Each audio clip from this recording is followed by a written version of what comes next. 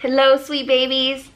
Romy is here with a very special video because this has been requested by a lot of you guys who are very interested in this part of my world. This video, we are going to talk about charging and cleansing our crystals, any crystals that you may have, under a full moon and a few other methods. Having crystals in your life is wonderful, and there are plenty of things that crystals can help you with, but they don't help you much if they're all dirty. Crystals are a wonderful thing to have in your life. I have crystals all over the house. I have some in my workstation. I have some in my purse. I have some in my car.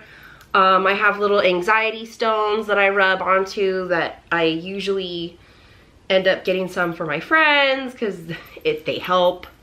But like anything in this world, crystals can pick up bad energy, and you do not want to be holding on to those things expecting them to help you with something when they're full of bad energy. So you want to make sure to cleanse your crystals on a regular basis, especially if you're using them regularly. And the full moon is the best time that I love to, and plenty of other people love to, cleanse your crystals.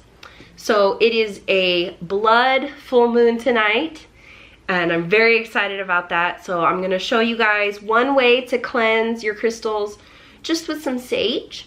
And then I'm just gonna show you the simple way that you can cleanse your crystals under the moon, and that way you guys can do this at home or anywhere else that you feel safe and comfortable doing this. So you wanna have some sage.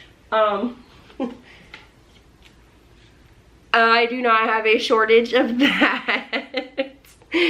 But you just wanna use little pieces for little projects like this, but it's not bad to have a large bundle of sage. Everybody should have a large bundle of sage. Usually when I'm burning sage around the house, I usually have a little shell to keep it in. There's different kinds of sage. This is blue sage, and this kind of helps at night. Your basic sage is what you're gonna want to cleanse your crystals. So, and this is also something that you guys, if you're interested in this and you would like to see the differences of energy, I fully suggest saging your house. I sage our house quite often, especially when I can feel a buildup of negative energy, and it's incredibly helpful. So if you guys have any questions on that, leave me a comment and let me know, and we can do another video where we talk about saging like a space. But you just want to light fire to your little sage. You just want to let it catch fire, let it go out. Try not to blow on it, because you don't really want to mix your energies. So wind and fire are two different energies, so try not to mix them. So Bruce usually sneezes once we start doing this, but you just want to kind of hold it over your crystals. And you just want to think about letting any of the negative energy that might have soaked up in those crystals go.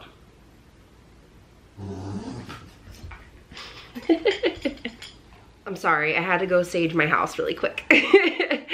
There's just no way that I could have sage burning and smell it and not be like, ooh, let's cleanse the body, let's cleanse the corners. I was like, babe, get up, come here, sorry.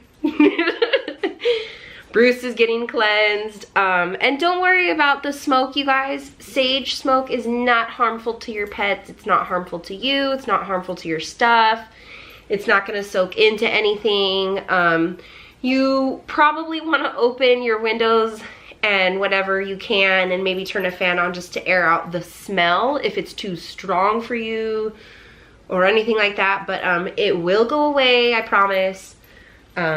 And you learn to love it once you realize the wonderful properties of sage. But you want to make sure that you have a clear mind while you are cleansing, for sure. And then just kind of put it out. Make sure you put your little sage out. Again, you don't really want to mix elements, so if you can, just put it out. Try not to like run water on it or anything like that. You don't have to. That's That's just like major steps if you want to take it that seriously. But that's one of the simplest ways when there's not a full moon and you just really feel like your crystals may have picked up some bad energy or something. I'm gonna show you another easy method, and this is how I usually always do it. And like I said, it is a full moon tonight, so let's get to cleansing. Step number 1 for cleansing your crystals under the full moon. You want to get yourself a beautiful glass bowl or dish. Step number 2, you want to find that big bad moon, which as you can see her just booming through the trees. And you want to get under her, and you want to make sure that they're in the moonlight. If it is raining and you feel uncomfortable with leaving your crystals outside in the rain, you can put saran wrap over your dish, and that will suffice. And then you just want to leave the crystals under the moonlight. Let the moon do her work, and make sure you come grab them in the morning. Some crystals do not like direct sunlight, so you really want to make sure that you come grab them the next morning. And that's it, you guys. That was easy, right? So that's one of the things that I'm usually doing under the full moon, and that's one of the ways that I love to keep my crystals clean so that I can use them as often as I can and have them working to their full powers and potential. I hope that you guys enjoyed this. I know this is a sweet, short little video, but that's because it's a pretty sweet and short little process, and I've been meaning to show you guys this. You have asked me multiple times, so here it finally is. Please, please, please leave me some comments and let me know what you guys think. Let me know if you've ever cleansed your crystals before, if this is going to be your first try. Let me know. I want to talk to you guys about this. So if you also enjoyed this, I would appreciate a thumbs up. I hope you guys are having a beautiful October, and please don't ever forget that if nobody loves you, Romy loves you.